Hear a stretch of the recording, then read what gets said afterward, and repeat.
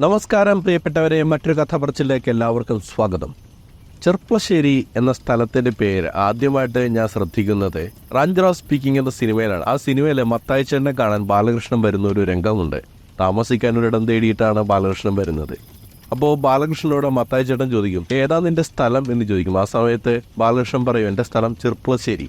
ഇത് കേട്ടാ മത്തായി ചേട്ടൻ പറയുന്നൊരു ഡയലോഗുണ്ട്, ചെർപ്പളശ്ശേരി എനിക്ക് ഭയങ്കര ഇഷ്ടമുള്ളൊരു സ്ഥലമാണ്. നാടകം ബുക്ക് ചെയ്യാനല്ല ബാലകൃഷ്ണൻ വന്നത് മനസ്സിലാവുമ്പോൾ അത് തന്നെ പുള്ളിക്കാരൻ മാറ്റി പറയുന്നുണ്ട്. എന്തായാലും പിന്നീട് ചെർപ്പളശ്ശേരിയെക്കുറിച്ച് ഒരുപാട് അറിഞ്ഞു. ചരിത്രത്തിലും കലാരംഗത്തും സാഹിത്യ മേഖലയിലുമൊക്കെ അടയാളപ്പെടുത്തിയിട്ടുള്ള ഒരു പേരാണ് ചെർപ്പളശ്ശേരി.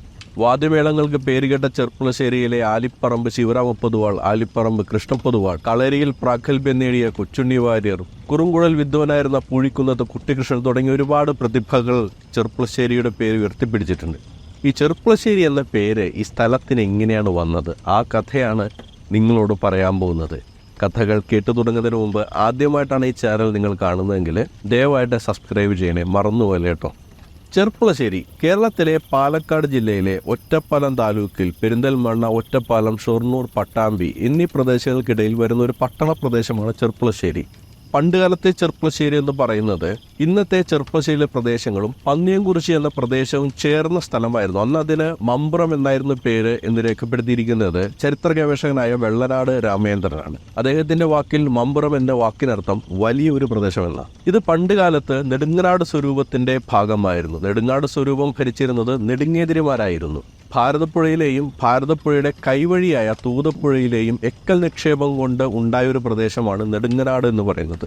അതുകൊണ്ട് തന്നെ വളരെ ഫലഭൂയിഷ്ടമായൊരു പ്രദേശമായിരുന്നത്.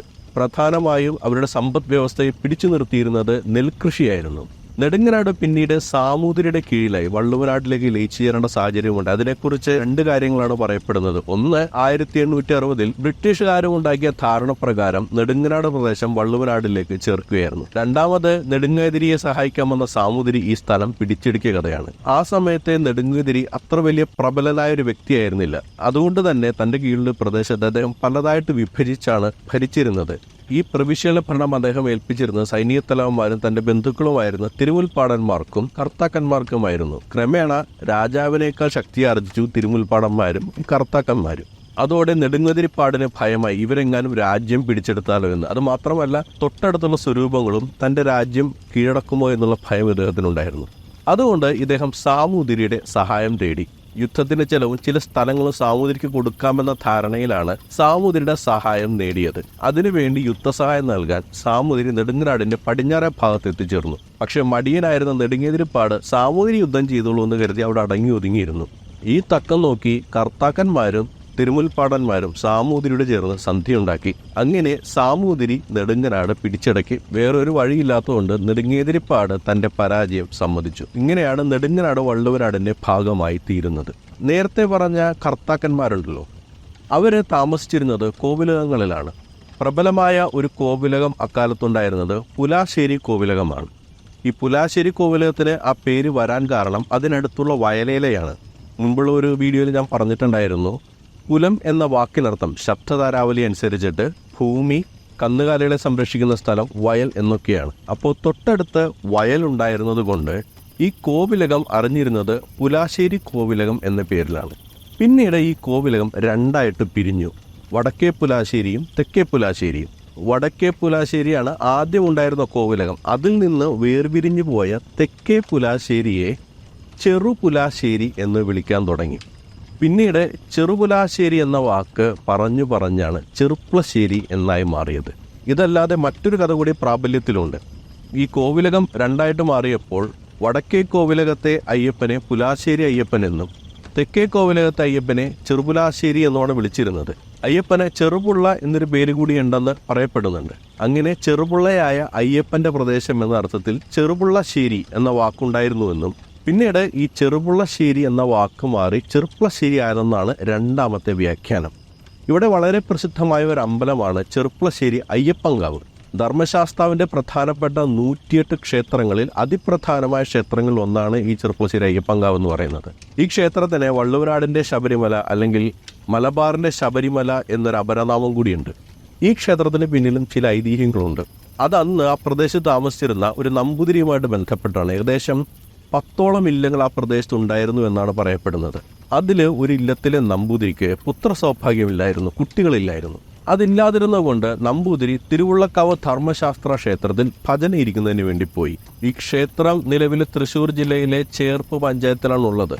ഈ ചെർപ്പളശ്ശേരി അയ്യപ്പൻകാവ് ക്ഷേത്രത്തിലെ പ്രതിഷ്ഠ എന്ന് പറയുന്നത് പത്നിയായ പ്രഭയോടും മകനായ സത്യകനോടും ഒപ്പം ഇരിക്കുന്ന ഗൃഹസ്ഥാശ്രമിയായ ധർമ്മശാസ്താവിൻ്റെതാണ്. അതേസമയം തിരുവുള്ളക്കാവ് ധർമ്മശാസ്ത്ര ക്ഷേത്രത്തിലെ പ്രതിഷ്ഠ എന്ന് പറയുന്നത് പൂർണ്ണയോടും പുഷ്കലയോടും ഒപ്പമുള്ള ധർമ്മശാസ്താവിന്റെ പ്രതിഷ്ഠയാണ്. ഈ ശാസ്താവിന്റെ അടുത്താണ് ഭജനയ്ക്ക് വേണ്ടി നമ്പൂതിരി എത്തിയത്. കുറെ നാൾ ഭജനയിരുന്നു ക്ഷീണിതനായ നമ്പൂതിരി തിരിച്ച് ഇല്ലത്തേക്ക് പോയി. ഈ തിരിച്ച് ഇല്ലത്തേക്ക് എത്തിച്ചേരുന്ന ദിവസം അദ്ദേഹത്തിന്റെ ജന്മദിനത്തിന് തൊട്ടു മുൻപുള്ള ദിവസമായിരുന്നു. തൊട്ടടുത്ത ദിവസം അദ്ദേഹത്തിന്റെ ജന്മദിനത്തിൽ അദ്ദേഹം മുറ്റത്തേക്ക് ഇറങ്ങുമ്പോൾ കാണുന്നത് ഒരു ചുരിക കിടക്കുന്നതാണ്. ചുരിക അയ്യപ്പന്റെ ആയുധമാണ്. അദ്ദേഹം ആ ചുരികയെ തൊട്ട മാത്രയിൽ ചുരിക മണ്ണിലേക്ക് താഴ്ന്നു പോവുകയും പിന്നീട് ഒരു അയ്യപ്പന്റെ ശില ഉയർന്നു വരികയും ചെയ്തു. നമ്പൂതിരി നേരെ ഓടി അകത്തേക്ക് ചെന്ന് അവിടെ അവശേഷിച്ചിരുന്ന അരിയും ശർക്കരയും ഒക്കെ ചേർത്ത് ഒരടയുണ്ടാക്കി അതുകൊണ്ടെന്ന് അയ്യപ്പന് നിവേദിച്ചു. ഇപ്പോഴും അയ്യപ്പൻകാവ് ക്ഷേത്രത്തിലെ ഏറ്റവും പ്രധാനപ്പെട്ട നൈവേദ്യം എന്ന് പറയുന്നത് അടയാണ്. തുടർന്ന് നമ്പൂതിരിക്ക് പുത്ര സൗഭാഗ്യമുണ്ടായി. അങ്ങനെ ജനിച്ച ഉണ്ണിയും ധർമ്മശാസ്താവിൻ്റെ വലിയൊരു ഉപാസകനായിരുന്നു. ഈ ഉപാസനയിൽ മുഴുകി ജീവിച്ചിരുന്നതുകൊണ്ട് അദ്ദേഹം വിവാഹം പോലും കഴിച്ചിരുന്നില്ല. അങ്ങനെ ആ നമ്പൂതിരിയുടെ വംശം ഇല്ലാതെയായി എന്നാണ് പറയപ്പെടുന്നത്. പിന്നീട് നമ്പൂതിരിയുടെ ഈ ഇല്ലം തന്നെയാണ് ക്ഷേത്രമായി മാറിയതെന്നാണ് ഐതിഹ്യം. ഈ ക്ഷേത്രത്തിൽ വളരെ പ്രധാനപ്പെട്ട ഒരു ചടങ്ങുണ്ട്. എട്ടുപിറക്കൽ എന്നാണ് ആ ചടങ്ങിൻ്റെ പേര്. ഗർഭിണികളായ സ്ത്രീകൾ തനിക്ക് ജനിക്കാൻ പോകുന്ന കുട്ടി അല്ലെങ്കിൽ കുട്ടികൾ സൗന്ദര്യമുള്ളവരായി തീരുന്നതിന് വേണ്ടി 7ാം മാസത്തിൽ ഇവിടെ വന്ന് ഭജനയിരിക്കുന്ന ഒരു പതിവുണ്ട്. അതിൻ്റെ പേരാണ് എട്ടുപിറക്കൽ. മാത്രമല്ല അയ്യപ്പൻ്റെ ക്ഷേത്രങ്ങളിൽ സാധാരണഗതിയിൽ വിവാഹം നടത്താറില്ല. പക്ഷേ ഈ ക്ഷേത്രത്തിൽ വെച്ച് വിവാഹം നടത്തി കൊടുക്കാറുണ്ട്. മണ്ഡലകാലമാകുമ്പോൾ അയ്യപ്പന്മാരൊക്കെ മാലയിടാൻ തിരഞ്ഞെടുക്കുന്ന പ്രധാനപ്പെട്ട ക്ഷേത്രങ്ങളിൽ ഒന്നാണിത്. പിന്നെ അയ്യപ്പൻ വേദങ്ങളിലും ഉപനിഷത്തുകളൊക്കെ പ്രാവീണ്യം നേടി സർവ്വവിജ്ഞാന പീഠം കയറി എന്നൊരു വിശ്വാസം ഉള്ളതുകൊണ്ട് ഇവിടെ നിന്ന് വിദ്യാരംഭം കുറിക്കുന്ന ഒരു പതിവുമുണ്ട്. ഇതൊക്കെയാണ് ചെർപ്പളശ്ശേരി എന്ന സ്ഥലവുമായിട്ട് ബന്ധപ്പെട്ട് കിടക്കുന്ന കഥകൾ. ഈ കഥകളിൽ എന്തെങ്കിലുമൊക്കെ കൂട്ടിച്ചേർക്കാനുണ്ടെങ്കിൽ അല്ലെങ്കിൽ പറഞ്ഞ കാര്യങ്ങളിൽ എന്തെങ്കിലുമൊക്കെ തെറ്റുണ്ടെങ്കിൽ അത് കമൻറ്റിൽ രേഖപ്പെടുത്തുക. ഒപ്പം നിങ്ങളുടെ അഭിപ്രായങ്ങളും നിർദ്ദേശങ്ങളും. മറ്റൊരു കഥ പറച്ചിലുമായി വീണ്ടും കണ്ടുമുട്ടാം. നമസ്കാരം.